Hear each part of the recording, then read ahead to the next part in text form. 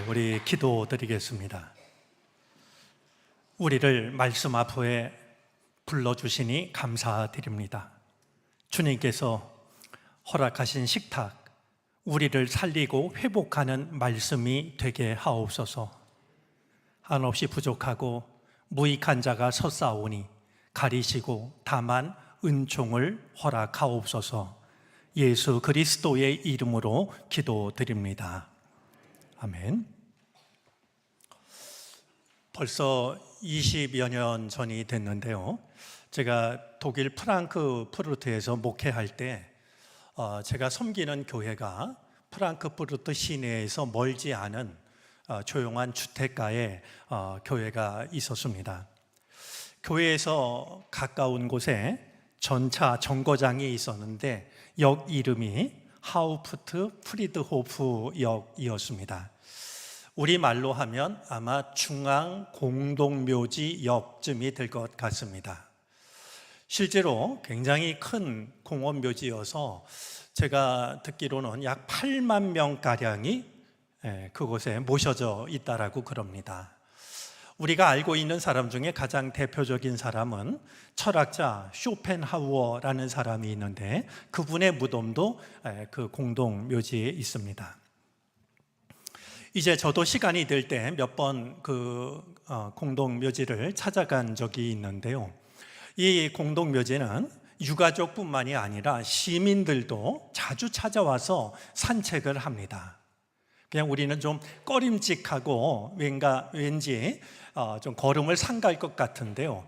굉장히 수목이 이제 아름답고 또 그곳을 거닐면은 그것 자체가 많은 생각을 하게 하기 때문에 적지 않은 시민들이 시간이 될 때 찾아와서 산책을 하곤 합니다.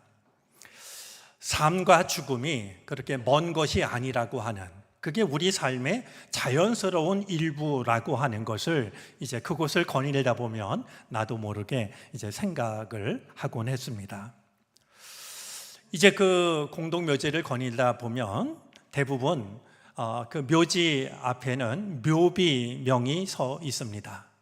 대부분의 묘비에는 돌아가신 분의 이름, 그리고 태어난 날짜, 돌아가신 날짜, 혹은 가족들의 이름이 적혀 있습니다. 그런데 가끔씩 보면 묘비명에 지금 말씀드린 그런 내용 말고 뭔가 글이 새겨져 있는 것을 볼 때가 있습니다. 고인이 남겼던 말 중에 기억할 만한 말이나 아니면 고인의 삶을 추모하는 글들이 적혀져 있는 경우입니다. 풍자로 유명한 버나드 쇼의 무덤에 서 있는 묘비명에는 이런 글이 쓰여져 있습니다. 우물쭈물하다 내 이럴 줄 알았다. 우물쭈물하다가 네, 이럴 줄 알았다라고 아마 스스로 묘비명을 쓴 것이 아닐까 생각이 됩니다. 소설가 해밍웨이의 무덤 앞에는 일어나지 못해서 미안하오라는 글이 새겨져 있고, 니코스 카잔차키스의 묘비명에는 나는 아무것도 바라지 않는다, 나는 아무것도 두렵지 않다, 나는 자유다, 이런 글이 새겨져 있습니다. 일본의 선승인 모리야 센야는 자기 묘비명에다 이런 글을 새겼습니다. 내가 죽으면 술통 아래 묻어줘. 운이 좋으면 밑동이 셀지도 몰라. 제가 대했던 묘비명 중에 가장 재미난 묘비명은 매우 짧은, 그리고 우리말로 쓰여진 묘비명이었습니다. 웃기고 자빠지다, 이런 글이었습니다. 생각해보면 참 정말 인생을 달관한 사람이 남긴 말이 아닐까 하는 생각이 듭니다. 아프리카 선교사였던 리빙스턴의 무덤 앞에는 다음과 같은 묘비명이 이제 있는데요. 당신이 오시기 전에는 우리가 어둠 가운데 살았는데 당신이 가신 후 우리는 빛 가운데 삽니다. 아마 복음을 받아들인 그 사람들이 리빙스턴 선교사의 삶이 얼마나 고마운지, 당신이 오시기 전에는 우리가 어둠 가운데 살았는데 당신이 떠나신 뒤 우리는 빛 가운데 삽니다. 이런 글로 선교사님의 삶을 기억하고 있는 것이 아닐까 하는 생각이 듭니다.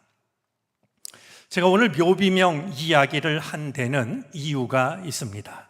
혹시 내가 죽은 뒤에 내 무덤 앞에, 내가 누운 그곳 앞에 묘비명이 세워진다라고 하면 나의 묘비명에는 어떤 글을 적는 것이 좋을까요? 만약에 묘비명이 허락된다라고 하면 내 묘비명엔 어떤 글이 적히기를 원하시는지요? 아직 생각해 본 적이 없다라고 하면 제가 한 10여 초 시간을 드릴 테니까 한번 가만히 좀 생각해 보시겠습니까? 내가 누운 그 자리에 하나의 묘비명이 세워진다면 어떤 글이 적힐 수 있을까? 어떤 글을 적으면 좋을까? 어쩌면 오늘 우리가 읽은 성경 본문은 어버이 주일과는 잘 어울리지 않을지도 모릅니다. 다윗이 아들 솔로몬에게 마지막 유언을 남기고 있는 대목입니다.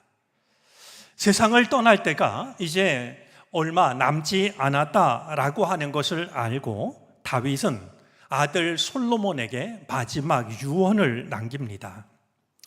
과연 한 나라를 이끌었던 이 다윗이 아들 솔로몬에게 어떤 말을 남기고 있을까요? 다윗의 유언은 이런 말로 시작이 됩니다. 오늘 본문 2절인데요. 나는 이제 세상 모든 사람이 가는 길로 간다. 저 짧은 한 문장 속에는 우리 인생의 의미가 무엇인지, 그리고 우리가 맞이할 죽음의 의미가 무엇인지가 고스란히 담겨져 있습니다. 나는 이제 세상 모든 사람이 가는 길로 간다. 세상 모든 사람들이 가는 길이 있습니다. 나는 싫다고, 원하지 않는다고 피할 수 있는 길이 아닙니다. 지금은 아니라고 나중으로 미룰 수 있는 길도 아닙니다. 신분이 높다고 피할 수 있는 길도 아니고 재산이 많다라고 면할 수 있는 길도 아닙니다. 착하게 살았다고 또 한 번의 기회를 받을 수 있는 것도 아니고 그동안은 고생만 했는데 이제는 행복하게 살 시간이니 제발 지금은 아니지 않겠느냐고 사정을 해서 받아들일 수 있는 일도 아닙니다. 그런 점에서 생각하면 세상 모든 사람에게 주어진 가장 공평한 것이 한 가지 있습니다. 그것은 죽음입니다. 사는 거는 서로 다를 수 있지만 한 번 태어난 사람이 한 번 죽는다라고 하는 것은 모든 인간에게 주어진 어느 누구도 피할 수 없는 일이 되는 것이죠. 만약에 이 다윗이 신분이나 지위, 재물로 막을 수 있었다면 죽음을 10번이라도 막을 수가 있었을 겁니다. 왜냐하면 이 다윗은 한 나라, 부강한 나라를 이끌었던 왕이었고 그의 곁에는 정말 충직한 부하들도 많았고 용맹스러운 그런 군인들도 적지가 않았습니다. 가지고 있는 소유로 따지자면 남 부러울 것이 없을 만큼 얼마든지 넉넉한 것을 가지고 있었습니다. 하지만 다윗은 자신에게 찾아온 죽음을 그 무엇으로도 피할 수 없다라고 하는 사실을 잘 알고 있습니다.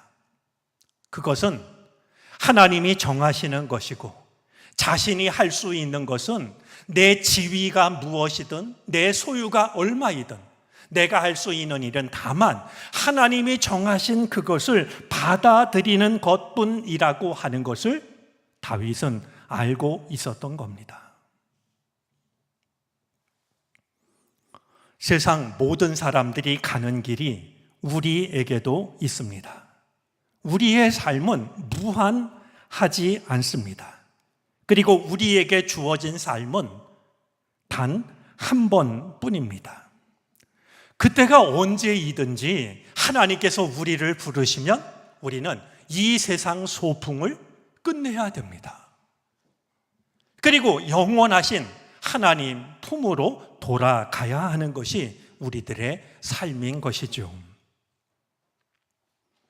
세상 모든 사람들이 가는 길로 가게 되었다라고 말한 이 다윗이 솔로몬에게 남기고 있는 첫 번째 당부는 굳세고 장부다워야 한다 하는 겁니다. 우리 개역 개정 성경에서는 심서 대장부가 되고라고 번역을 했습니다. 우리가 기억하기엔 오히려 이 말이 더 좋을 것 같습니다. 심서 대장부가 되라. 이게 아버지로서 다윗이 세상을 떠나면서 아들 솔로몬에게 남기고 있는 첫 번째 당부의 내용입니다.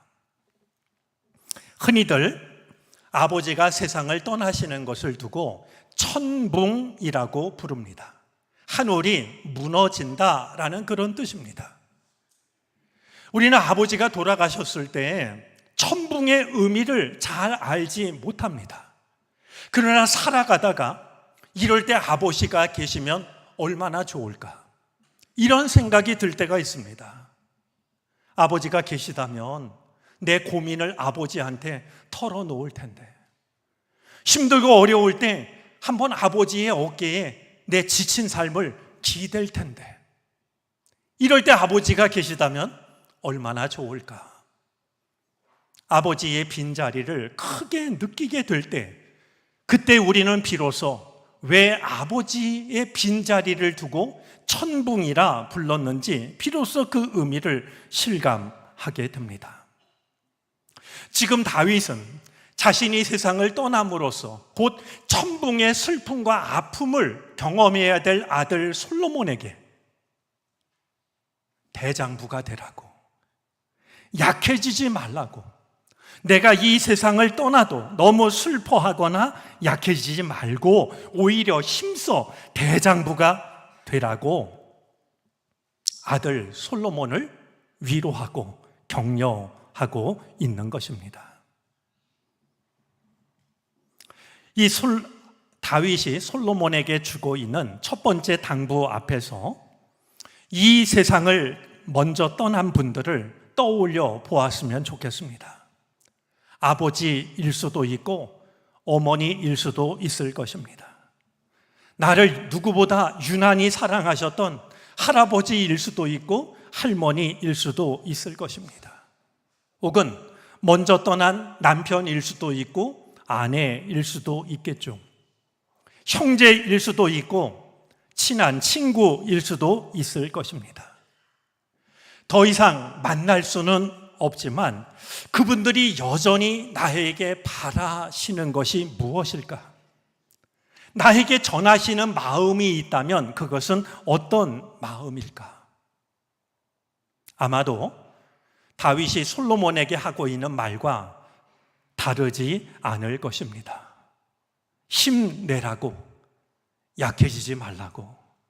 나는 네가 약해지는 것을 원하지 않는다라고. 그러니 힘써 대장부가 되라고. 그분들은 여전히 우리를 응원하고 격려하실 것입니다. 나를 진심으로 사랑했던 한 분 한 분, 그분들의 마음을 떠올리면서 다시 대장부가 되었으면, 그래서 다시 한번 새 힘을 내서 내게 허락하신 삶을 믿음과 사랑으로 살아갔으면 참 좋겠습니다. 저는 지난 한 주 기도 주간을 맞아서 제 첫 목회지였던 단강 마을을 다녀왔습니다. 꼭 뵙고 싶은 분이 한 분 있었습니다. 제가 목회할 때 제게 큰 힘이 되어주셨던 권사님이신데요, 그분은 제게 잊을 수 없는 한마디를 선물처럼 주셨습니다. 남편 일찍 남편을 일찍 떠나보내시고 혼자 정말 자식 키우느라 고생하신 그런 권사님이신데, 권사님이 내 생애에 목사님과 함께 지낸 시간이 가장 행복한 시간이었어요. 이런 얘기를 제 주변에 있는 분들에게 여러 번 하셨다라는 이야기를 들었더랬습니다. 많이 약해지셨다라는 이야기를 듣고 권사님을 뵀는데요. 권사님이 이제 저도 잘 못 알아보십니다. 눈이 흐려지셔가지고 저 한희철 목사예요. 그제서야 제 두 손을 잡습니다. 귀도 어두우셔서요. 가까이에 대고 큰 소리로 말해야 겨우 알아들으십니다. 그분과 만나서 얘기를 하는데요. 얼마나 하고 싶은 얘기가 많겠어요. 그런데 숨이 차서 말을 제대로 못하십니다. 아마 다윗의 심정이 지금 그러지 않았을까 생각이 듭니다. 시간은 다 되었고 기력은 소진되고 이제 정말로 이야기를 할 시간이 얼마 남지 않았다라는 걸 다윗은 느끼고 있었을 겁니다. 마지막으로 가장 중요한 이야기를 해야지. 다윗의 마음이 그러했을 거라고 짐작이 됩니다. 생각해 보면 다윗으로서는 얼마나 하고 싶은 얘기가 많았을까요? 자기 뒤를 이어서 아들이 이스라엘을 이끌게 되었으니까 나라를 이끌려면 어떻게 해야 되는지, 그 많은 신하들을 통솔하려면, 그 많은 부하들을 이끌려면 어떻게 해야 되는지, 또 하나님이 맡기신 백성들을 안전하고 부강한 나라로 이끌기 위해서는 외국 나라와 어떤 정책을 펴야 하는지, 하고 싶은 말들이 한두 가지가 아니었을 겁니다. 그런데 이제 죽음이 가까이 왔습니다. 남아있는 시간이 없고 남아있는 힘이 없습니다. 이제 다윗은 아들 솔로몬이 평생 마음에 품고 살아갈 수 있는, 내가 줄 수 있는 가장 중요한 말을 남길 순간입니다. 마침내 다윗이 아들 솔로몬에게 가장 중요한 한마디를 하는데요. 그것은 하나님의 말씀대로 살아라 하는 겁니다. 하고 싶은 말도 많고 해야 될 말도 너무나도 많지만 이제 시간도 없고 기운도 떨어지고 마지막으로 이 아들 솔로몬에게 남기는 가장 중요한 한마디는 하나님의 말씀대로 살라라는 말이었습니다. 우리가 잘 알고 있는 것처럼 이 다윗의 삶은 파란만장한 삶이었습니다. 여러분, 파란만장이라는 말을 모르지 않으실 텐데요. 물결파, 물결란자고요. 만자는 일만 만자고 장자는 어른 장자입니다. 한 장이 얼마냐 하면 한 자의 10배입니다. 그러니까 우리가 지금 쓰는 단위로 하면은요, 이 한 장이 3m 정도가 됩니다. 누구 셈 잘하시는 분이 계산해 보실래요? 10,000장이면 우리가 쓰는 단위로 하면 얼마쯤 될까요? 한 장이 3m인데 10,000장이면 얼마가 되는 걸까요?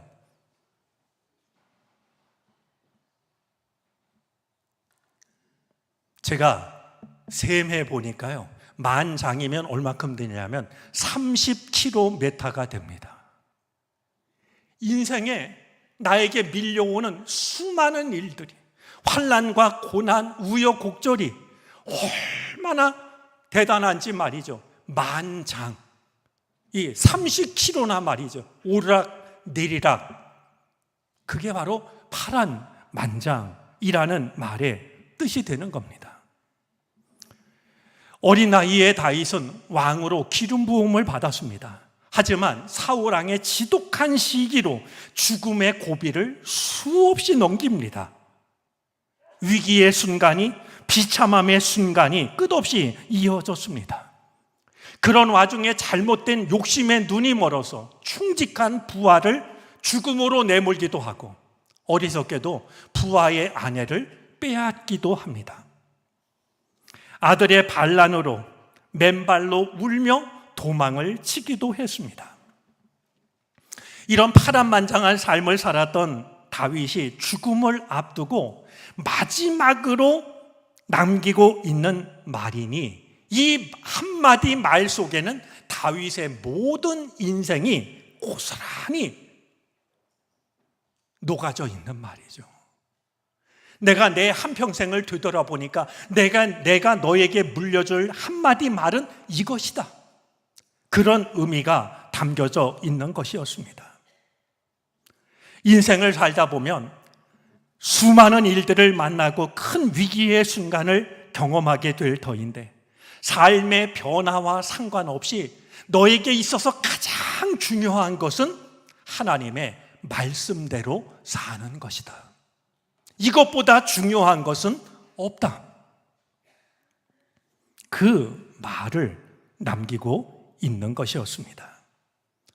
한번 이 다윗이 남기고 있는 아들 솔로몬이 잊을까 그랬을까요? 하나님의 말씀을 여러 단어로 표현하면서 다윗이 남기고 있는 3절 말씀을 우리 다윗의 심정이 돼서 한번 다 같이 읽어보겠습니다. 그리고 너는 주 너희 하나님의 명령을 지키고 모세의 율법에 기록된 대로 주님께서 지시하시는 길을 걷고 주님의 법률과 계명, 주님의 율례와 증거의 말씀을 지켜라. 그리하면 내가 무엇을 하든지 어디를 가든지 모든 일이 형통할 것이다. 아멘.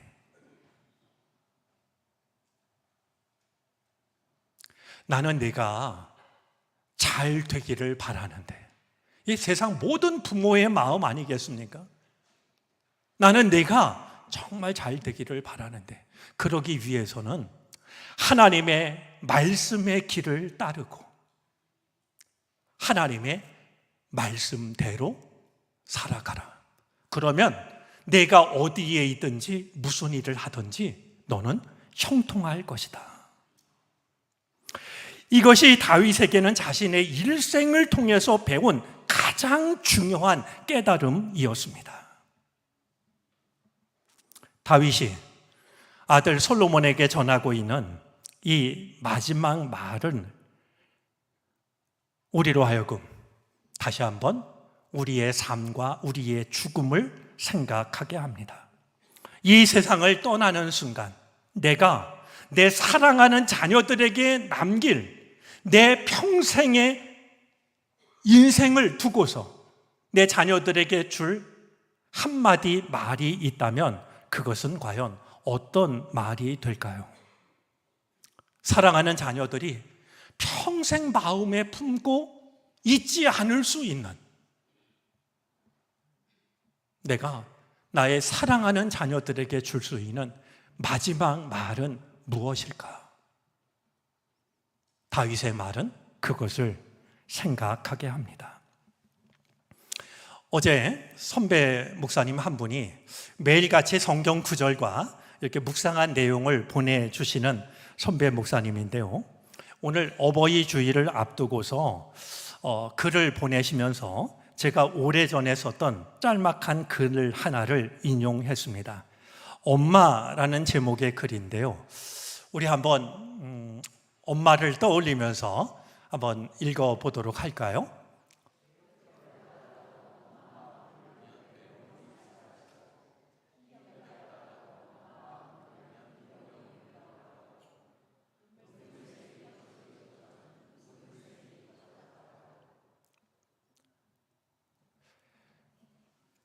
외롭다가도 엄마 하고 부르면 외로움이 사라지고 삶이 너무나 힘들고 어렵다가도 엄마 하고 엄마 이름을 부르면 힘겨움이 물러가고 눈물샘이 터지기도 전에 혹은 눈물샘이 터졌다가도 우리는 그런 은혜를 그런 순간을 경험하는 것이 아닐까 여겨졌습니다.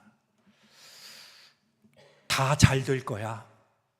우리가 자녀들에게 주고 싶은 모두의 같은 마음일 겁니다. 하지만 자녀들에게 다가올 인생은 그렇게 녹록하지가 않습니다. 어떤 순간이 찾아와도 그들이 그것을 이겨낼 수 있는, 오늘 다윗이 아들 솔로몬에게 주고 있는 마지막 말처럼 하나님의 말씀대로 살아라. 하나님의 말씀의 빛을 따라가라. 그러면 내가 어디에 있든지 무슨 일을 하든지 다 잘 될 거야. 우리도 사랑하는 우리들의 자녀들에게 가장 귀한 것을 유산으로 남겨줄 수 있게 되기를 바랍니다. 하나님이 은혜를 주셔서 이것도 우리가 마음 먹는다고 되는 일이 아닌데요, 자녀들에게 마지막 말을 남길 수 있는 기회가 주어졌으면 좋겠습니다. 그리고 그 한마디가 내가 자녀들의 가슴 속에 지워지지 않는 정말 평생의 소중한 유산이 될 수 있는 가장 소중한 한마디를 남길 수 있는 우리 모두가 되어질 수 있기를 바랍니다. 기도하겠습니다. 하나님, 우리에게 좋은 부모님을 주셔서 감사합니다. 우리를 낳으시고 길러주신 것만으로도 고마운 분들입니다. 믿음을 떠나 자식을 위해 기도하지 않는 부모가 어디 있겠습니까? 자식 잘 되기만을 바라는 세상 모든 부모들의 기도를 들어 주옵소서. 한 가지 은총을 구합니다. 자녀의 마음 속에 가장 소중한 한마디를, 가장 소중한 가치를 남길 수 있는 우리가 되게 하옵소서. 예수 그리스도의 이름으로 기도합니다. 아멘.